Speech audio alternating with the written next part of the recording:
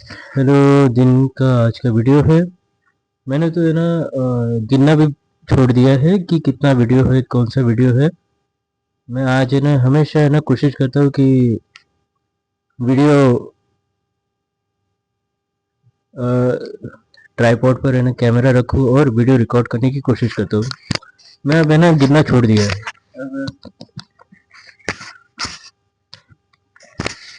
ये मेरी आदत हो गई है कि हर हर रात मैं वीडियो रिकॉर्ड करता हूँ। पहले मैं कोशिश करता कि सोने से पहले है ना रिकॉर्ड करूँ, पर मैं अभी कोशिश कर रहा हूँ कि उससे भी पहले है ना मैं वीडियो रिकॉर्ड करने की कोशिश करूँ। तो यस। और क्या बताऊँ कि अभी तो निराशा, डिसअपॉइंटमेंट, ये तो अब जिंदगी का हिस्सा रहे बन गई है, जिंदगी का हिस्सा बन गई है। ये तो कल भी थी, निराशा तो कल भी थी। निराशा निराशा आज भी है, और निराशा शायद है ना आगे फ्यूचर वाली जिंदगी में रहेगी। क्या कर सकते हैं फिर, क्या कर सकते हैं इसका? एक ही काम कर सकते हैं इसको। हम इसको अपना सकते हैं, इसको एक्सेप्ट कर सकते हैं, इसको अपनाने की प्रैक्टिस कर सकते हैं, इसको सहने की प्रैक्टिस कर सकते हैं, टॉलरेट करने की प्रैक्टिस कर सकते हैं। निराशा तो मुझे लगता है कि जब तक जीवन है तब तक रहेगा ही रहेगा।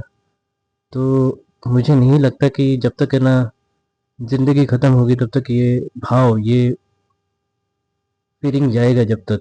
तो निराश मैं हर दिन किसी ना किसी रूप से, किसी ना किसी वजह से निराश होता रहता हूँ। और निराशा से बचने की है ना कोशिश करता रहता हूँ हमेशा। निराशा से बचने की कोशिश पहले मैं कैसे किया करता था, मैं यूट्यूब का एडिक्ट हुआ करता था। यूट्यूब मैं बहुत चलाया करता था। फ़ोन पर यूट्यूब चलाने की तो मेरी है ना हिस्ट्री देखो तो आप है ना हैरान हो जाओगे। आप है ना मेरा वॉच हिस्ट्री देखोगे तो है ना आप हैरान हो जाओगे। 8-9 घंटे मैं दिन का है ना यूट्यूब पर बिता देता था। 8-9 घंटे दिन का यूट्यूब में बिता देता था, लगा देता था। और मेरा हमेशा है ना एक फेवरेट पोज रहता था, मैंने एक फेवरेट रूटीन रहता था। मैं बोट्स के है ना ईयर ईयर प्लग्स रहते हैं, ईयरबड्स, बोट्स के जो ईयरफोन होते हैं मैं कान में लगा देता था, और अच्छे से है ना बहुत है ना वीडियो देखता था। वीडियो देखता था मैं ये बहुत ही कन्वीनियंट था। यूट्यूब का वीडियो देखने के लिए बहुत कन्वीनियंट था। अ, कान में है ना एक है ना ईयरबड लगा लो और यूट्यूब देखते जाओ, यूट्यूब देखते जाओ, क्या मज़ा आता है।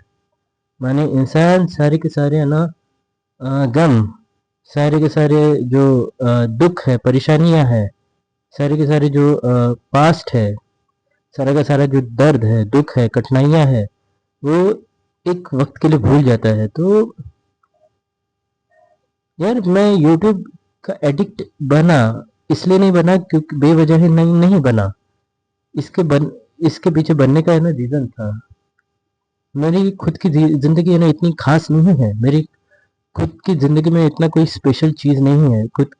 मेरी खुद की ज़िंदगी में ऐसा कुछ है नहीं जिस पर मैं प्राउड कर सकूँ, या फिर उसके बेस पर, या फिर उसके सहारे पर जीवन जी सकूँ, या फिर जिस पर मैं गर्व कर सकूँ, या फिर जिसके सहारे मैं अ, अपने आप को खड़ा कर पाऊँ, या फिर अपने लाइफ अपने लाइफ में कॉन्फिडेंस ला पाऊँ। मेरे ऐसे लाइफ में कुछ है नहीं, था नहीं, है नहीं। और मैं अपनी रियलिटी से ना भागने की कोशिश करता था, आज भी करता हूँ, किसी ना किसी रूप में करता हूँ। मैंने यूट्यूब छोड़ दिया है, मैंने यूट्यूब देखना छोड़ दिया है, पर है ना किसी रूप में है ना मैं अपने निराशा से भागने की कोशिश करता हूँ हमेशा। अब मैं कैसे करता हूँ, अब मैं नीचे जाकर है ना मैं कोशिश करता हूँ कि है ना यूट्यूब देखूँ।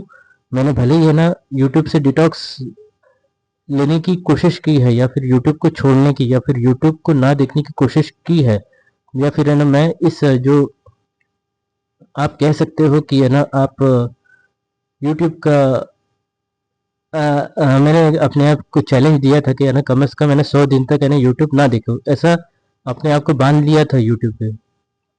और मैंने फॉलो भी किया था। शुरुआत के दिन मेरे को बहुत बेकार गए थे।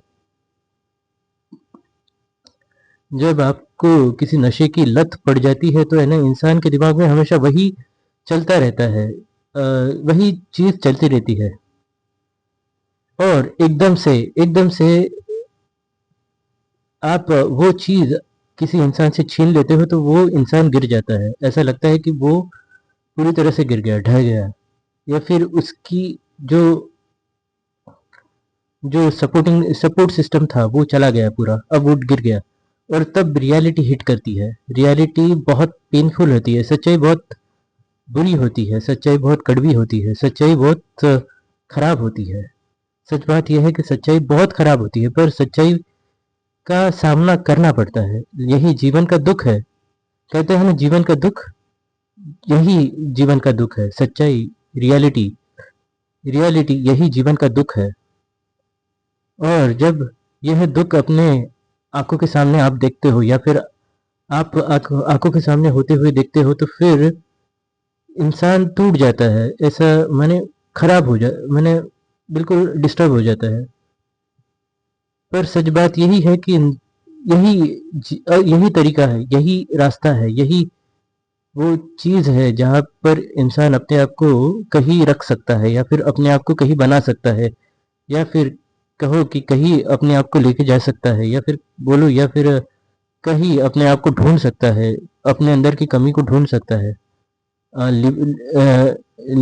मुक्ति, कहीं ना कहीं अपने अंदर की मुक्ति को पा सकता है, कहीं ना कहीं लिबरेशन को पा सकता है। तो सच्चाई को फेस करना, सच्चाई का सामना करना, यही एकमात्र एकमात्र रास्ता है। सच्चाई का एकमात्र रास्ता है कि ना, वही रास्ता है कि सच्चाई का सामना करो, भले ही सच्चाई कितनी भी कड़वी हो, भले ही सच्चाई को देखकर कितना भी आंखों से आंसू आते हो, भले ही सच्चाई को देखकर कितना भी बुरा लगता हो, पर है ना सच बात यही है कि यही जीवन का, यही यही एक तरीका है सच्चाई को सामना करके, सच्चाई को एक्सेप्ट करके आगे बढ़ा जाए। यही एक तरीका है। मैं ये नहीं कहता कि है ना मैं इतना बहुत स्ट्रांग हूँ, मैं इतना बहुत ताकतवर हूँ कि है ना मैं सच्चाई को है ना सामना कर लूँगा, या फिर सच्चाई को फेस कर है ना आगे ज़िंदा जीऊँगा। मैं सच्चाई का सामना करते हर दिन सच्चाई का सामना करूँगा। नहीं, मैं कमज़ोर इंसान हूँ, मेरे अंदर बहुत सारी कमियाँ हैं, मेरे अंदर बहुत सारी कमियाँ हैं। मैं कमियों का खजाना हूँ। एक नॉर्मल इंसान में जितनी कमियाँ होती है उससे ज़्यादा कमियाँ मेरे में है। और इन सारी कमियों के साथ मैं जी रहा हूँ, इन सारी कमियों के साथ मैं ये जीवन व्यतीत कर रहा हूँ, अपने साथ है ना जीवन जी रहा हूँ। हाँ, डिसअपॉइंटमेंट लगेगा आपको। कोई देखेगा तो है ना बोलेगा कि यार कितना डिसअपॉइंट, कितना निराशावादी लड़का है, या फिर कितना निराशावादी इंसान है। पर सच बात यह है कि सच्चाई ऐसी ही लगती है, सच्चाई ऐसी ही सुनाई देती है। सच्चाई कभी हैपनिंग, या फिर बहुत खुशी वाली, या फिर है ना बहुत हर्षवर्धक नहीं होती।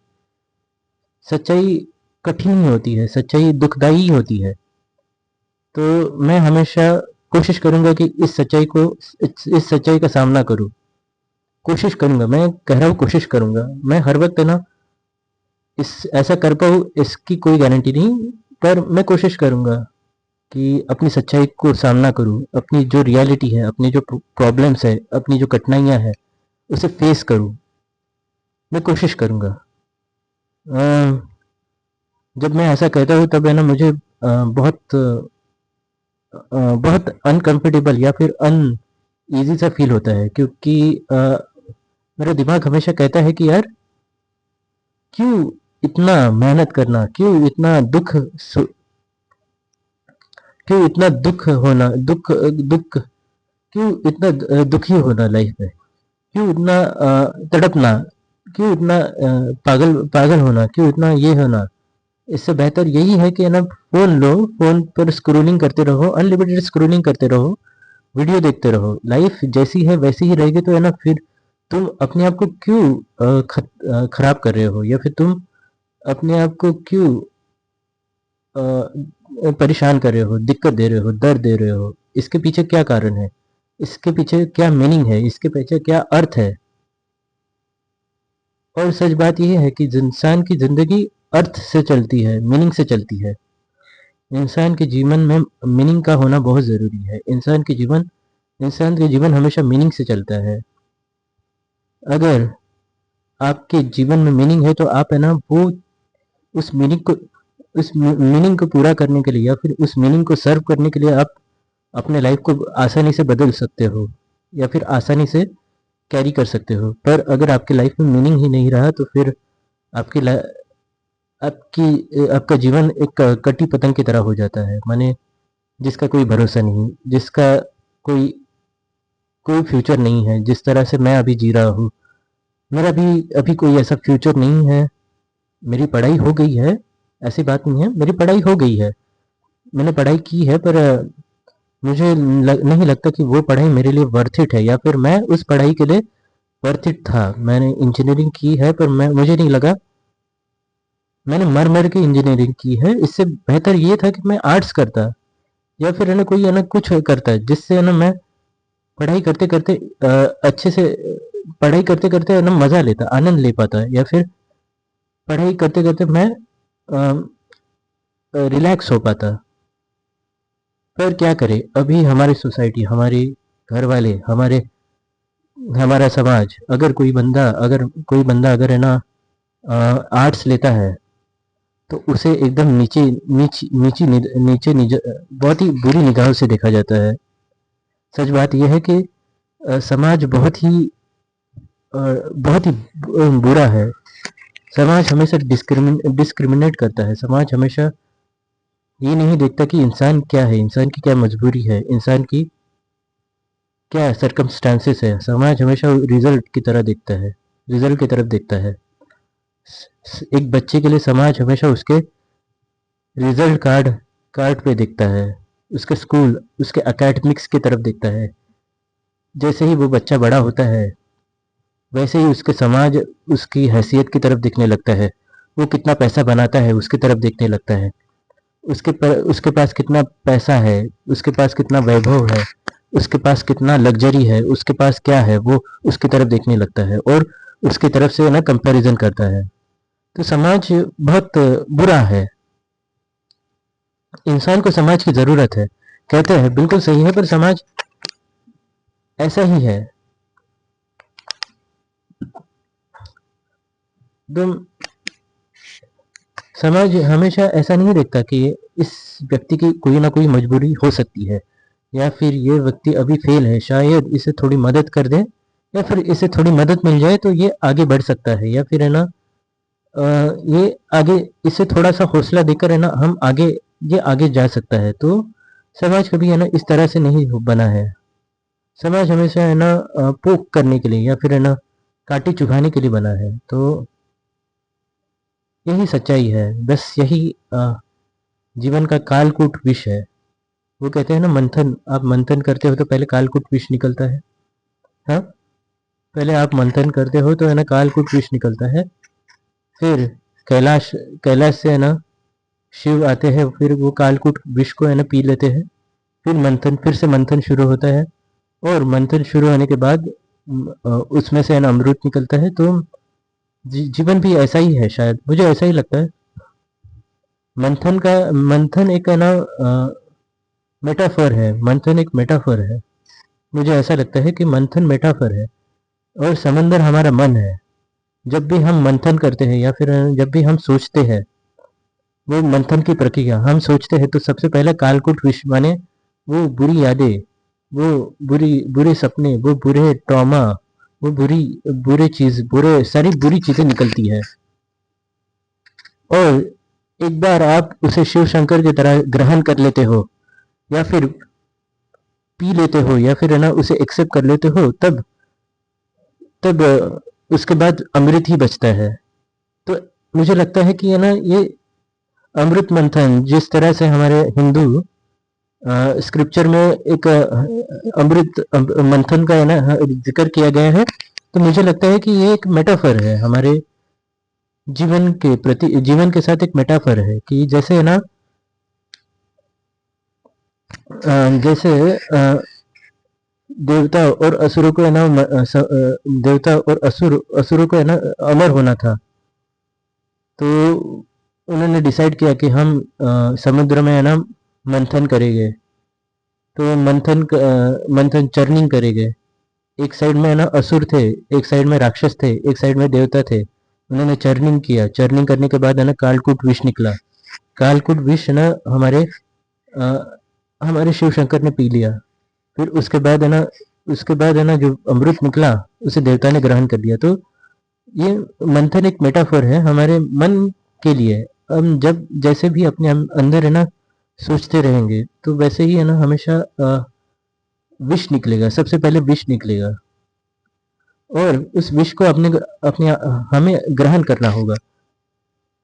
तो यही सबसे चैलेंजिंग थिंग है। तो मुझे लगता है कि ना आज मैं जिस तरह से वीडियो बना रहा हूँ शायद आगे जाकर वैसी वीडियो नहीं होगी, या फिर आज मैं जिस तरह से बात कर रहा हूँ उस तरह से मैं शायद नहीं बात करूंगा, या फिर मैं उससे अच्छी तरह से बात करूंगा।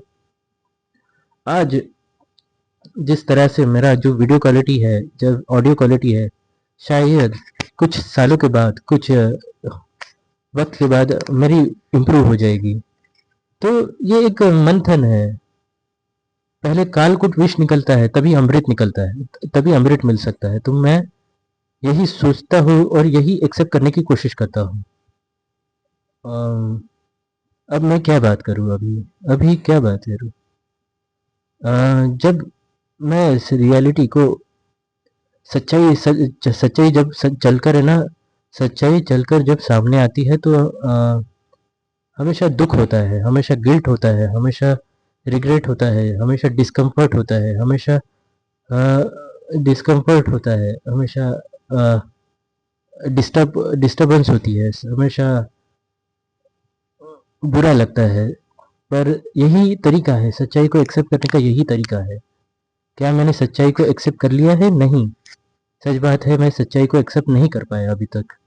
मैं कोशिश कर रहा हूँ, हर दिन मैं कोशिश करता हूँ सच्चाई को एक्सेप्ट करने की। हर दिन मैं कोशिश करता हूँ कि कठिनाइयों को एक्सेप्ट करने की।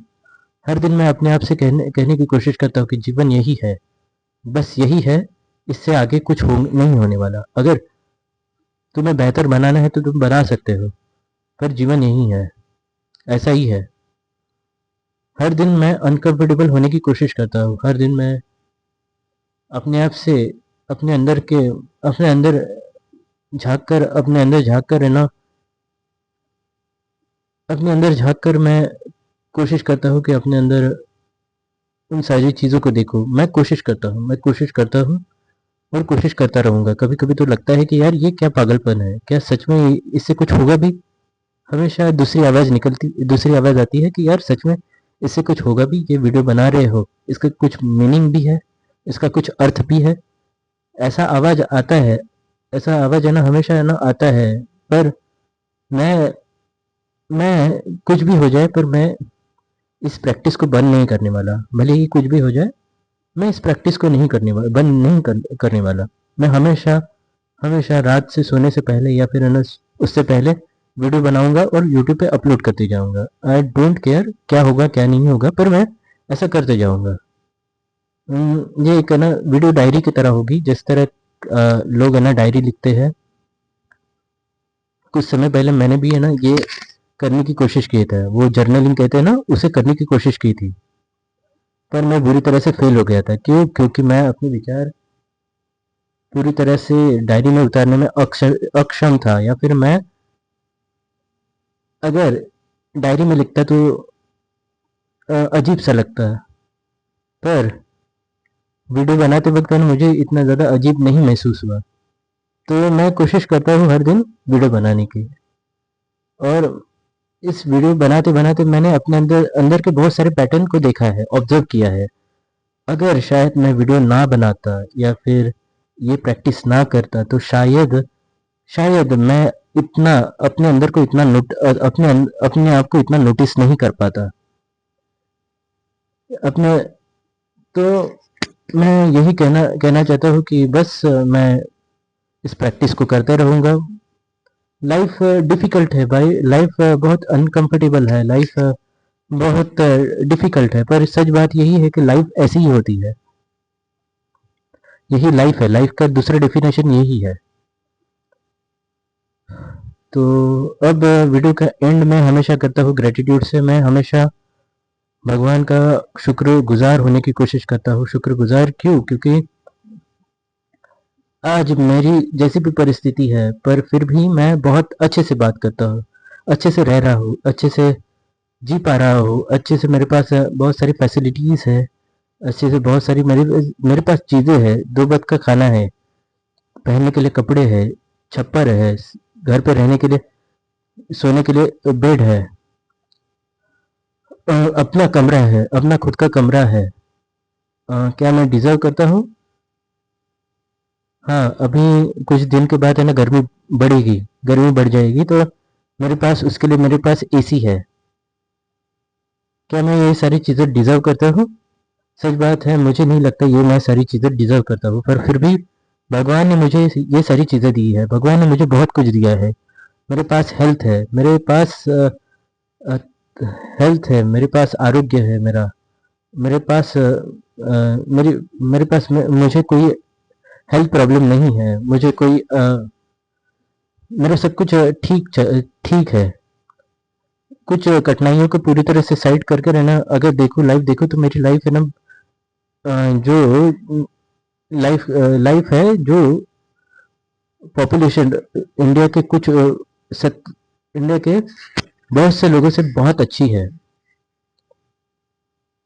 मैं मेरी मेरी जो कठिनाइयाँ हैं, मेरी जो प्रॉब्लम्स है, उनको थोड़ा समेट कर मैं अगर साइड कर दूँ तो मेरी मेरी ज़िंदगी बहुत अच्छी है। मैं भगवान को इसलिए शुक्रगुज़ार करना चाहता हूँ।